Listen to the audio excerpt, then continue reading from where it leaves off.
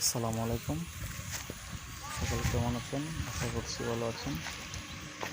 আজকে আপনাদেরকে একটি ভিডিও শেয়ার করব। সেটি হচ্ছে আমার গরুর ফার্মের জন্য কিছু ঘাস চাষ করেছি, সেগুলো আপনাদেরকে এখন দেখাচ্ছি। দেখতে পাচ্ছেন ঘাসগুলো কেমন বড় হয়েছে। ঘাসের বয়স হয়েছে প্রায় 3 মাস। এগুলো হচ্ছে জারা ঘাস। জারা ঘাসের ফলন আশানুরূপ তেমন পাইনি আমি, আপনারা যেমনটা ভিডিওতে এখন দেখতে পাচ্ছেন। তো আমি বলবো এখন ফলন কম হওয়ার একটি কারণ আছে। কারণ হচ্ছে এখন প্রচণ্ড পরিমাণে বৃষ্টি হচ্ছে, প্রায় প্রতিদিন বৃষ্টি, যার কারণে মাটিগুলো এখন ভিজা হচ্ছে।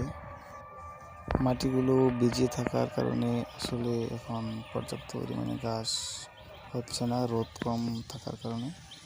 আমি কয়েকবার ইউরিয়া, প্রায় 3 থেকে 4 বার ইউরিয়া সার প্রয়োগ করেছি এবং পর্যাপ্ত পরিমাণে জৈব সার, যেটা গোবর হিসেবে ব্যবহৃত হয়, সেটা ব্যবহার করেছি। তো দেখতে পাচ্ছেন আপনারা, টোটালি এখানে জায়গার পরিমাণ আছে প্রায় 3 কাঠা, 2 কাঠা পরিমাণে ঘাস চাষ করা হয়েছে। দেখতে পাচ্ছেন ঘাসের কেমন ফলন হয়েছে, তেমন একটি ফলন হয়নি। এখন ছোপাগুলো এখন আস্তে আস্তে বাড়তে শুরু করেছে, আপনারা দেখতে পাচ্ছেন।